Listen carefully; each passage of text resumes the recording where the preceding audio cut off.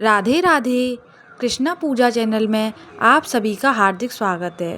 Friends, आज की इस वीडियो में मैं आपको बताऊंगी कि योगिनी एकादशी का व्रत 2026 में कब रखा जाएगा, साथ में व्रत पारण का शुभ मुहूर्त कितने बजे है और योगिनी एकादशी व्रत की सरल पूजा विधि, साथ में हम सुनेंगे योगिनी एकादशी व्रत की कथा। तो चलिए फ्रेंड्स, वीडियो की शुरुआत करते हैं। वर्ष 2026 में योगिनी एकादशी का व्रत 10 जुलाई दिन शुक्रवार को रखा जाएगा। हिंदू पंचांग के अनुसार यह व्रत आषाढ़ माह के कृष्ण पक्ष की एकादशी को पड़ता है और सभी पापों से मुक्ति दिलाने वाला माना जाता है।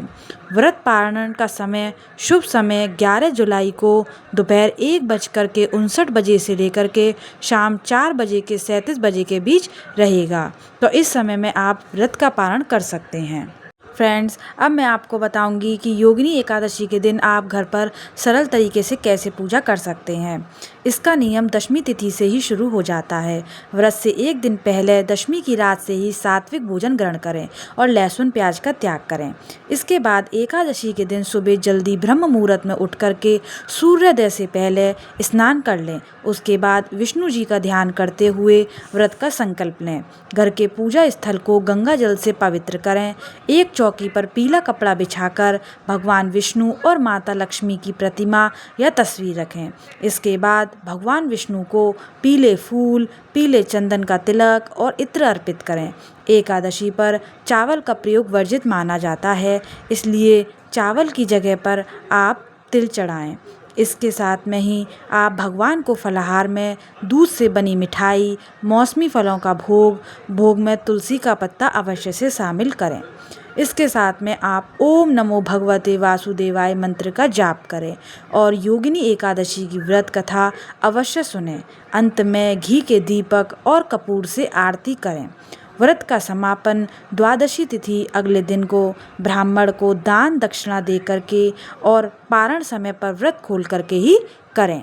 फ्रेंड्स, एकादशी व्रत के दिन हमें कुछ बातों का विशेष ध्यान रखना पड़ता है, जैसे कि इस दिन चावल और तामसिक भोजन, लहसुन प्याज का सेवन बिल्कुल ना करें। एकादशी और द्वादशी के दिन तुलसी के पत्ते नहीं तोड़े जाते हैं, इसलिए एक दिन पहले ही तुलसी को तोड़ करके रख लें। फ्रेंड्स, अब मैं आपको बताने जा रही हूँ कि योगिनी एकादशी का क्या महत्व है। आषाढ़ मास के कृष्ण पक्ष में आने वाली योगिनी एकादशी भगवान विष्णु को समर्पित है।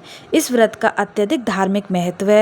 मान्यता है कि यह व्रत 88,000 ब्राह्मणों को भोजन कराने और सामान्य पुण्य फल देता है, सभी पापों का नाश करता है और आरोग्यता प्रदान करता है। फ्रेंड्स, अब मैं आपको सुनाने जा रही हूँ योगिनी एकादशी की कथा।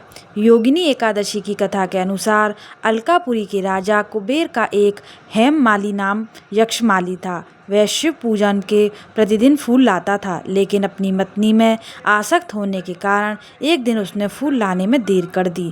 क्रोधित होकर कुबेर ने उसे कौड़ी, सफ़ेद कोढ़ होने और अपनी पत्नी से बिछड़ने का श्राप दे दिया। श्राप के कारण दुखी हेममाली भटकते हुए मार्कंडे ऋषि के आश्रम पहुंचा।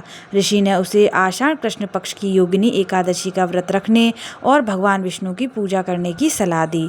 इस व्रत के प्रभाव से हेममाली का कोढ़ समाप्त हो गया और उसे अपनी पत्नी के साथ सुखद जीवन प्राप्त हुआ। बोलिए श्री हरि विष्णु भगवान की जय। बोलिए श्री सत्यनारायण भगवान की जय। फ्रेंड्स, अगर आपको हमारी यह वीडियो अच्छी लगी हो तो हमारे चैनल को लाइक और सब्सक्राइब करें। मिलते हैं फिर नेक्स्ट वीडियो में, जब तक के लिए राधे राधे।